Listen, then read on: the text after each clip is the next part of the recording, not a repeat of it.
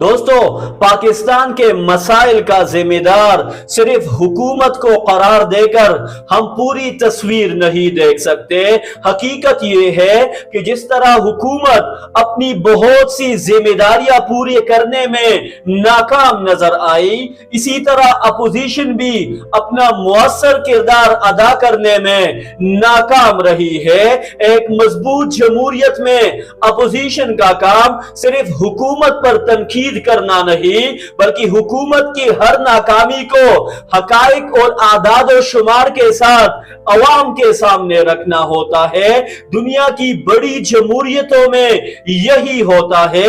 مثال کے طور پر امریکہ میں کانگریس اور اپوزیشن جماعتیں صدر ڈونلڈ ٹرمپ کی پالیسیوں، فیصلوں اور بیانات کا مسلسل جائزہ لیتی ہے، ان پر سوالات اٹھاتی ہے اور انہیں جوابدہ بنانے کی کوشش کرتی ہے۔ حالیہ دنوں میں ایران سے متعلق پالیسیوں پر بھی شدید سیاسی بحث ہوتی رہی، جبکہ صدر ٹرمپ کی صحت اور فٹنس پر متعلق اپوزیشن کی جانب سے مختلف سوالات اور تنقید بھی سامنے آتی رہی۔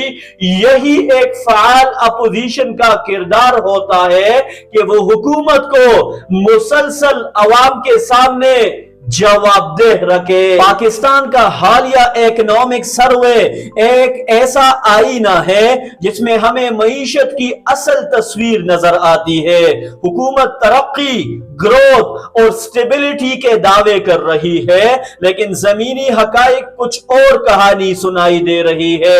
غربت میں اضافہ، بے روزگاری کا دباؤ، مہنگائی کی مسلسل لہر، قرضوں کا بڑھتا ہوا بوجھ اور تعلیم کے شعبے کی بدحالی ایسے مسائل ہیں جنہوں نے عام پاکستانی کی زندگی کو متاثر کیا ہے۔ سب سے بڑی ناکامی غربت ہے۔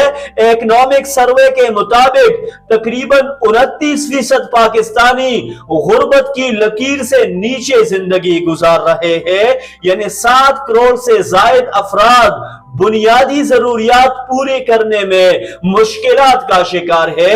حکومت اکنامک گروتھ، ڈیولپمنٹ کی بات کر رہی ہے، لیکن اگر ترقی کے باوجود غریب مزید غریب ہو رہا ہے تو اس ترقی کے ثمرات عوام تک نہیں پہنچ رہے۔ یہ صورتحال پالیسی اور گورننس دونوں پر سوال اٹھاتی ہے۔ اسی طرح بے روزگاری اور مہنگائی کو اگر دیکھیں، پاکستان کے لاکھوں نوجوان روزگار کی تلاش میں ہے، لیکن جاب مارکیٹ میں مواقع محدود ہوتے جا رہے ہیں۔ دوسری طرف انفلیشن نے عام آدمی کی قوت خرید کو بری طرح متاثر کیا ہے۔ بجلی، گیس، آٹا، چینی اور روزمرہ استعمال کی دیگر اشیاء کی قیمتوں میں مسلسل اضافہ ہوا ہے۔ حکومت مائکرو اکنامی کے بہتر ہونے کا دعویٰ کرتی ہے، مگر عام شہری اپنی کچن اکانومی کو سنبھالنے میں مشکلات محسوس کر رہا ہے۔ اسی طرح اگر قرض کو دیکھا جائے، پاکستان کا مجموعی قرض مسلسل بڑھ رہا ہے اور ہر آنے والے بجٹ میں ڈیٹ سروسنگ پر بھاری رقم خرچ کی جا رہی ہے۔ اس کا مطلب یہ ہے کہ ملک کے وسائل کا ایک بڑا حصہ قرضوں اور سود کی ادائیگیوں میں چلا جاتا ہے۔ انویسٹمنٹ، ڈیولپمنٹ اور پبلک ویلفیئر کے لیے دستیاب وسائل محدود ہوتے جا رہے ہیں۔ یہ صورتحال آنے والی نسلوں پر بھی مالی دباؤ منتقل کر رہی ہے۔ اسی طرح تعلیم کو اگر دیکھا جائے، تعلیم کے شعبے کی صورتحال بھی تشویشناک ہے۔ اکنامک سروے کے مطابق تقریباً 2 کروڑ 62 لاکھ بچے اسکولوں سے باہر ہیں۔ ڈیجیٹل ایج میں جب دنیا آرٹیفیشل انٹیلیجنس، ٹیکنالوجی اور انوویشن کی طرف بڑھ رہی ہے، پاکستان کے کروڑوں بچے بنیادی تعلیم سے بھی محروم ہے۔ دوستو، کسی بھی حکومت کی کامیابی کا اصل معیار صرف اعداد و شمار نہیں، بلکہ عوام کی زندگی میں آنے والی بہتری بھی ہوتی ہے، اور اسی طرح اپوزیشن کو بھی اپنا کردار ادا کرنا ہوگا۔ اپوزیشن کا کام صرف جلسے جلوس کرنا یا حکومت پر عمومی تنقید کرنا نہیں، بلکہ حکومت کی ہر ناکامی کو اعداد و شمار اور हकाइक के अवाम के सामने लाना होगा। अगर अपोजिशन के पास बेहतर पॉलिसी, बेहतर प्लान या अवामी फलाह के लिए कोई मुतबादिल रास्ता मौजूद है तो इसे भी वाज़ेह तौर पर अवाम को बताना चाहिए।